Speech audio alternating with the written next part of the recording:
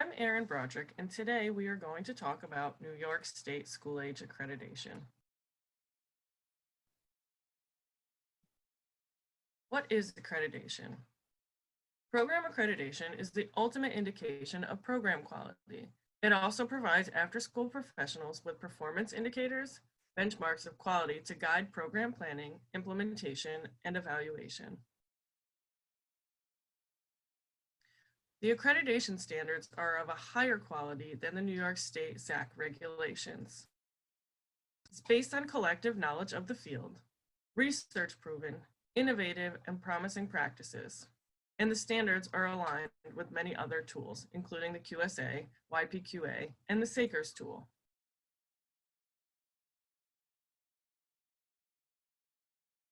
Why would you want to participate in accreditation? Accreditation lays the framework for existing quality improvement. It provides a context for professional development planning. It measurably strengthens after-school programs and services. It serves as a foundation for improved outcomes for children and youth and fosters a better trained workforce.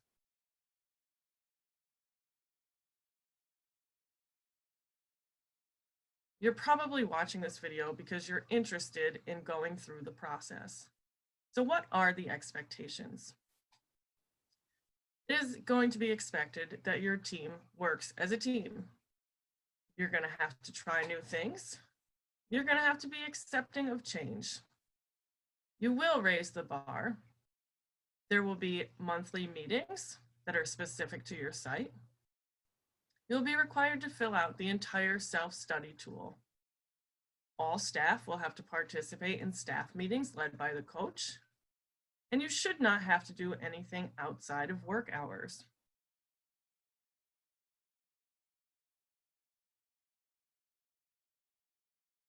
So what is the process? First, we'll go through the steps, and then we'll break each step into smaller pieces. The first part of the process is to pick a coach, followed by the self-study process.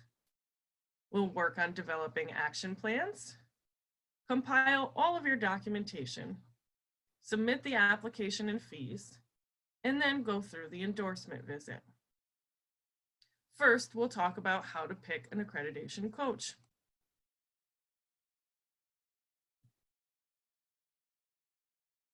You can find a coach by going to the web address listed below. All of our coaches go through at least a day-long training through the Network for Youth Success.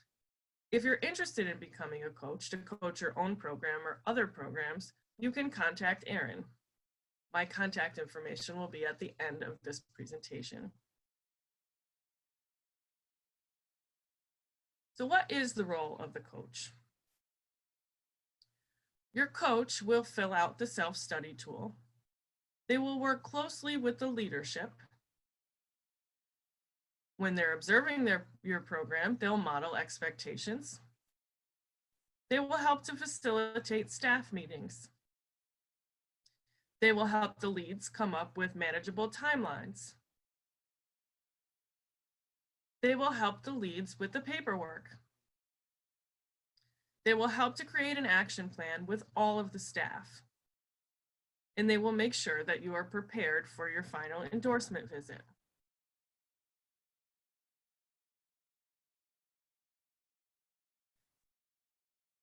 So what does the self-study process entail?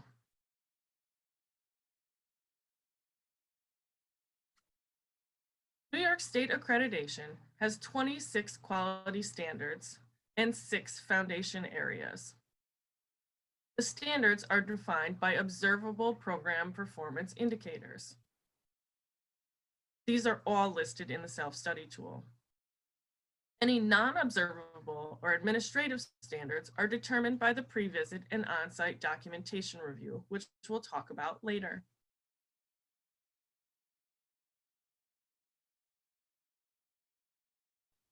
Here, I have included an overview of the quality standards. All of the areas that are underlined are the foundation areas. We'll be looking at safety, health, and nutrition, indoor space and environment, outdoor environment, programming and activities, supporting and inspiring learning, and finally, relationships. Most times when your coach goes through the quality standards with you, you'll go in this order. However, depending on the needs of the program, you may go in a different order. The quality standards, which are labeled quality standards in blue, give indications of how you're going to meet each of the foundation areas. For example, quality standard 1 is the inside and outside environments are clean and safe from any observable hazards.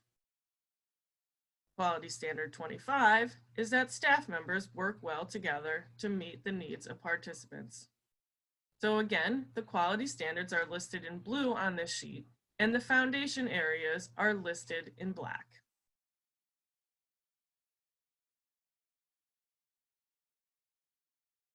The self-study tool looks like this and can be found on our website.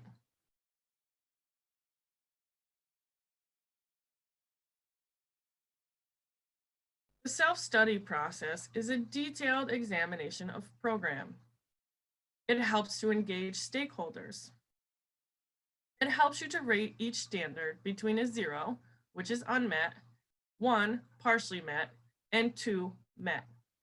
By the end of the process, everyone should have 2s in each of the categories. When you start the process, don't be surprised if there are some 1s and 0s. That's okay, we'll work on an improvement plan. The improvement plan is based off of what you have found in your self-study tool. If there are any areas that are a 0 or a 1, then you would want to create a plan to figure out how to get it to 2. Your coach will work with you through this process to help your staff members come up with ideas on how to improve and to give suggestions.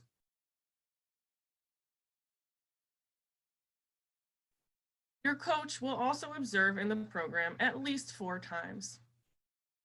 During these observations, your coach should be taking lots of notes. These notes will help to facilitate the staff meetings and conversations with the lead. Your coach will also facilitate monthly staff meetings.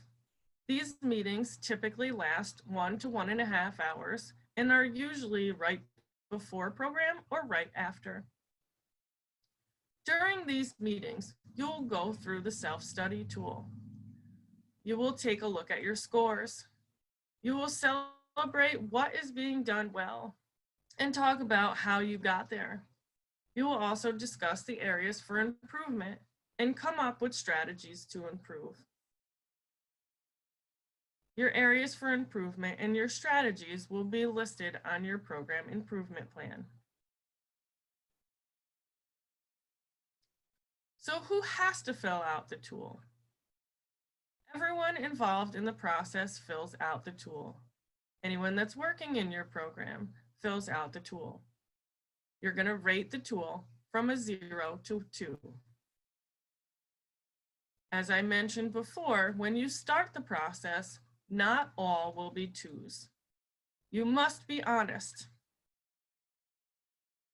tool should be filled out, or at least the first part should be filled out before the first staff meeting, because it'll be used to facilitate your staff meetings. Just a reminder, the coach is not going to look at your tool. This is just your notes for you to help guide conversation during the staff meeting.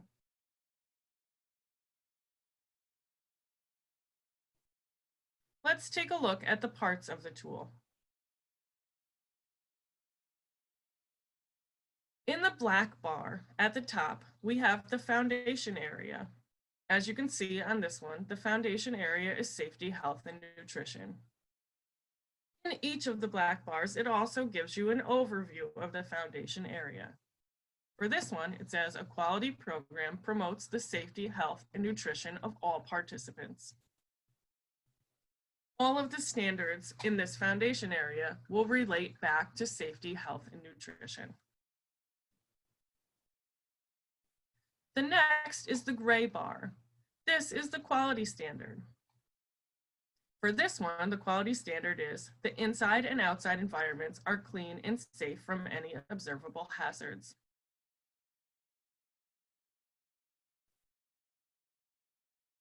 If you look below, 1A, 1B, and 1C are going to be the indicators. These are the ways that we know that we're meeting the quality standard. When looking at your indicators, you're always going to read from left to right. So for 1C, it says facilities, furniture, and other materials are never or rarely checked to ensure that they are safe and free from hazards. If you feel confident that your program does check those, then you would move to partially met, number 1. Facilities, furniture, and other materials are checked for safety on an ad hoc basis. So maybe you do check your materials, but every once in a while, or when something goes wrong. If that's the case, you would make your notes under the supporting evidence and give yourself a 1. If you feel that you do better than that, then you would move to 2, met. Facilities, furniture, and other main materials are frequently checked and maintenance is performed when necessary. So if you know that your program checks your materials and your furniture every day, doing a daily checklist, then you would be confident to put a number 2 in here. You'll also see that it says staff handbook in the supporting evidence. That might mean that your program may have a policy around this and you want to check your staff handbook to see what that might be.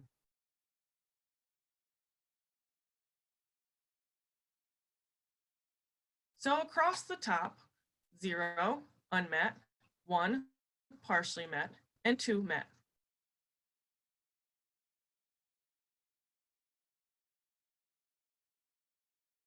In the column all the way to the right, that is where you're going to place your score. Your score needs to be either a 0, a 1, or a 2. Please do not put half numbers in here. The supporting evidence and notes box is the most important. When filling in your evidence and notes, you need to put factual evidence. So when it says the program is in compliance with all New York State OCFS regulations, we might put something like, the cleaner was placed in a locked cabinet after it was used, or ratios were maintained the entire day. If you had scored yourself a 1, maybe you would say the cleaner was left out on the table. Regulations were followed the rest of the day. Keep in mind that your supporting evidence needs to be things that you've actually saw. So when you're filling out the tool, you should your program director should set aside some time for you to actually observe the program. You should not be going back after program and filling it in. There are additional standards found in the form guide. These are non-observables. You show that you meet these standards by completing the 2 file boxes, the on-site and pre-visit. Typically, the leads take on this work, but the leads are able to delegate it to help the staff better understand some of your policies and procedures. Next, we're going to develop the action plan. So just to recap, the coach has observed your program and filled in the tool. The lead staff has observed program and filled in the tool. And each of the staff have gone through and filled in the tool. Now that we have all of this information, we're able to develop an action plan for growth. During the action planning period, we are going to identify areas for improvement. So again, we'll be taking a look at those areas that we scored ourselves 0 and 1 on. With this information, we're going to come up with timelines, action steps, and decide who is responsible for completion. Here's an example.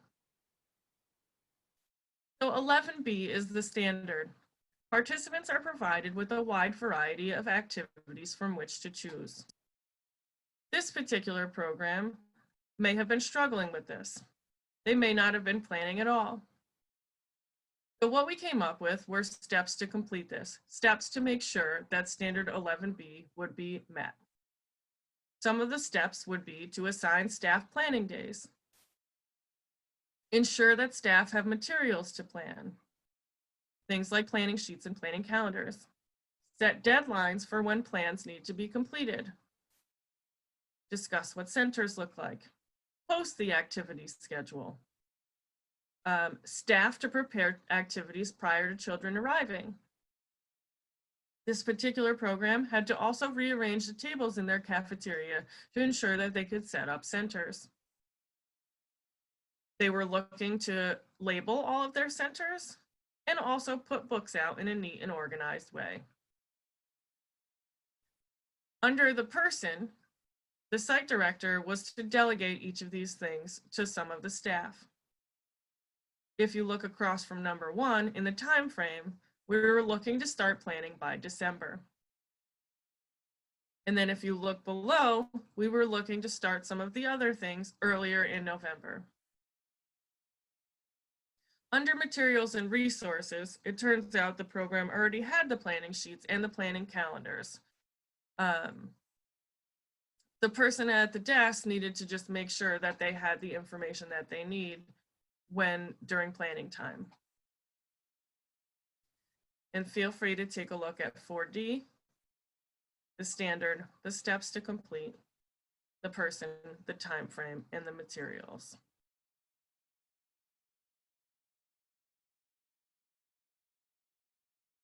Typically, once an action plan is completed, when the coach comes back for their following observation, they will be looking for these things.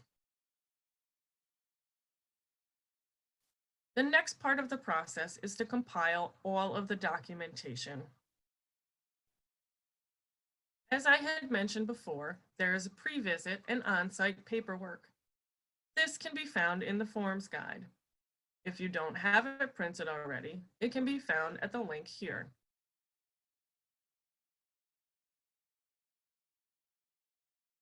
In the forms guide is the on-site and pre-visit checklist. Here are some examples of the things that you would need.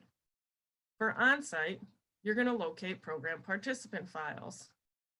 So these are just the files on your children: emergency information, evidence of parent-staff communication, accident reports, medical permission forms, and pickup forms. There is another webinar that goes through each one of these things in detail. So if the on-site and pre-visit checklist are your responsibility, you will want to watch that video as well.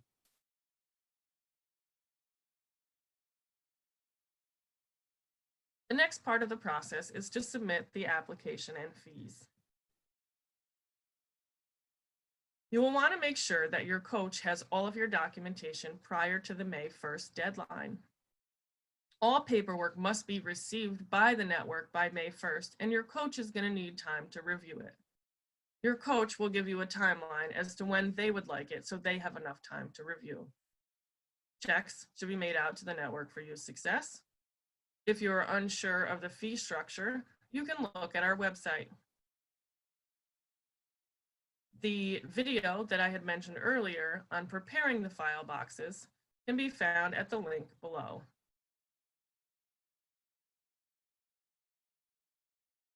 The final piece of the process is the endorsement visit. On this day, the endorser comes in and observes the program using the same self-study tool that the coach and all of the staff have been using. There are no surprises. Once an endorser is assigned, they work out a date with the program lead, so you will know when he or she is coming. On the day of the observation, the lead will meet briefly with the endorser. They will go through the paperwork with them. There will be a staff meeting prior to the observation. All staff are required to attend this meeting. During this meeting, the staff, the lead, and the coach will answer questions that the endorser asks. You will have access to these questions prior to this meeting. Once the staff meeting is complete, the endorser will do their observation. This endorser will start observing right at setup of program and go pretty much until the end of program. During this time, he or she will move around the program. They will observe individuals in all of the different spaces. Once the observation is complete, there will be an exit meeting with the lead, the coach, and the endorser. At this time, the program will know if they have received, well, if accreditation has been suggested or if the program has been deferred.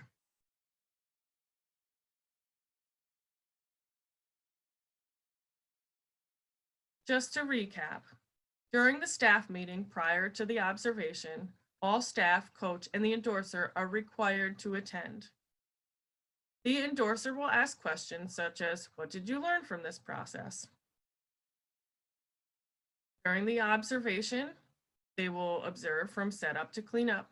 They will be in all spaces and observe all staff. During the exit meeting with the lead, coach, and endorser, scores will be reviewed, strengths will be celebrated, and areas for improvement will be discussed. So a typical endorsement day starts probably around 12 o'clock with the lead, 1 or 2 o'clock as a meeting with the staff, and typically ends around 5:30 or 6 o'clock. Again, depending on what time your program starts and ends, the schedule may be a little bit different. Your endorser will discuss this with you once they schedule the visit. There is an endorsement tip sheet, which is found in the Guide to After-School Program Accreditation at the link before. This will give you some helpful information on what the endorser is going to do during the day and how you should respond. What's next? Once the endorser fills out all of your paperwork and has the exit interview with you, the endorser will submit their paperwork to the network.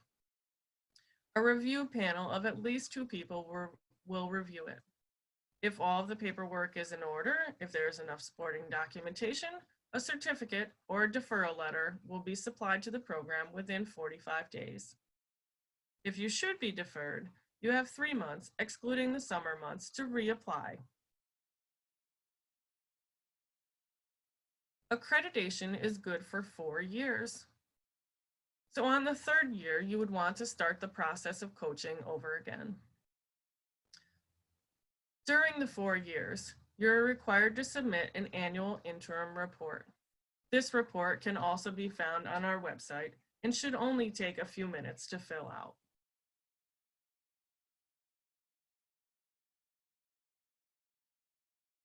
If you have any questions, feel free to contact me. I can be reached at 518-694-0660 or email at Erin@Network4Youth Success. Also, feel free to take a look at our website and the accreditation tab for any additional information you may need.